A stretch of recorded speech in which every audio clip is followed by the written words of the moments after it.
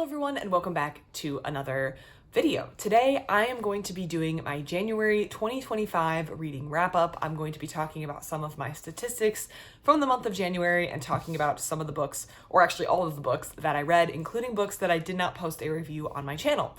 So if you want to get the behind the scenes look at what I'm reading, stay tuned, stick around, and as always I want to hear about what you're reading, so put those in the comment section down below as well.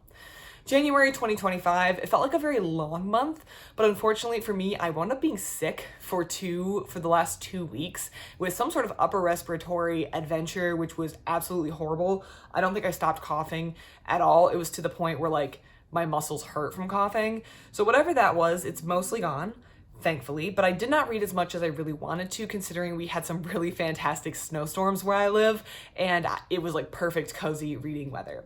I did get to 10 books, which is still acceptable, and considering I was sick for half the month, I am going to take it. But I am noticing some shifting trends in my reading, because I read 3 nonfiction books and 7 fiction books.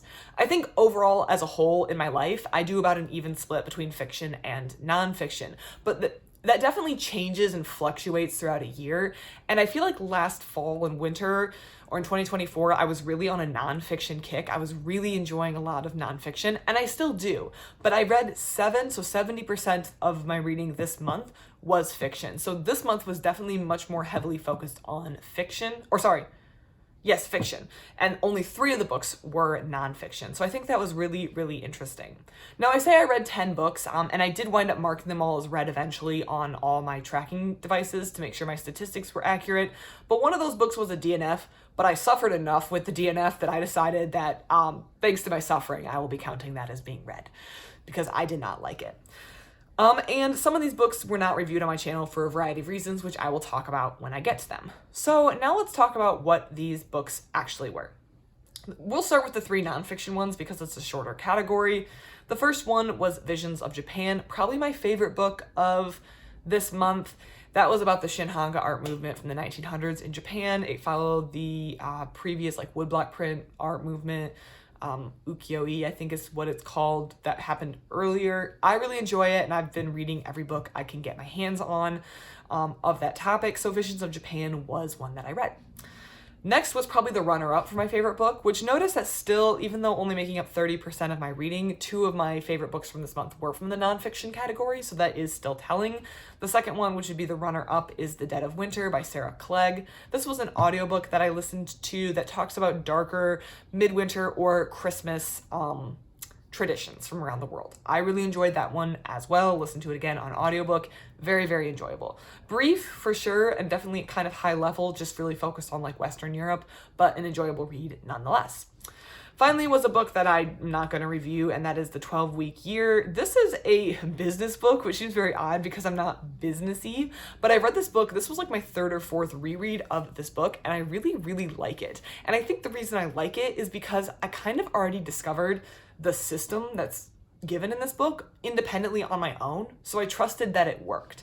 The 12-Week Year is ostensibly a business book about how you can earn more money at your job and be better. I find a lot of those books are aimed at salespeople, because if I do better at my job, the only thing I could be up for is maybe a raise, where salespeople, if they're better at their job, can earn a lot more money. So I think a lot of these books that try to advertise that you can earn a lot more money are aimed at like a very specific occupation, sales.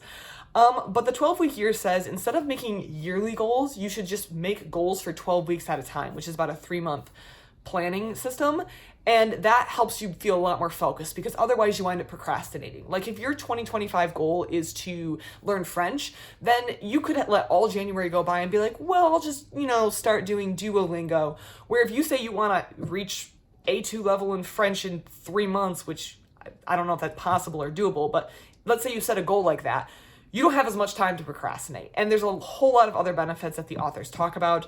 I actually had, independent of this book, been doing a little planning version that I call like seasons. I didn't really have a name for it, where I just do my planning for goals by season. So like 3 months of winter, 3 months of spring, 3 months of summer, 3 months of fall, because I just found it more useful. So I naturally already trusted these authors because I had like independently discovered this. I should have written a book and made a bunch of money off it, but I didn't. I like it. I like the system put out in the series, so I listened to it. very regularly because it's like motivating. So beginning of the year, I listened to it. Those were the 3 nonfiction books. Now, the fiction books. I did have 2 disappointments. The first was Full Speed to a Crash Landing by Beth Revis. I thought this was going to be a cool science fiction book. This was not a cool science fiction book. This was a terrible book. I didn't like the main protagonist. I didn't like the female character. I felt like the whole book was poorly written. Didn't like it. I did a review on it.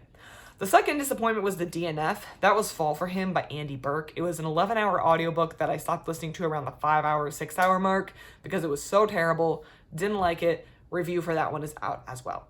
So I had 2 big disappointments, but the rest were actually pretty good. One of the other not fiction books that I read was Flash Fiction International, which was a collection of flash fiction, which is very, very short fiction. We're talking like 1 to 2 pages.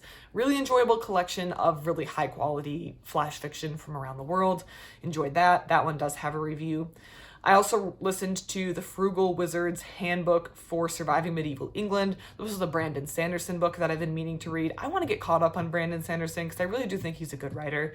I also read Trust of the Emerald Sea back in December, so I'm working my way through the Secret Project ones. I didn't review that one because I feel like Brandon Sanderson is big enough that I feel like other people have covered any thoughts I would have on that series much better than I would.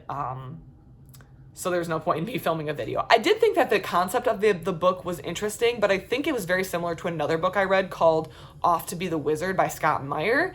Obviously, going back in time to the medieval period isn't a unique idea. My favorite part of the Frugal Wizard's Handbook was the actual handbook, the excerpts from the handbook. I thought that was funny. I did this one by audiobook too.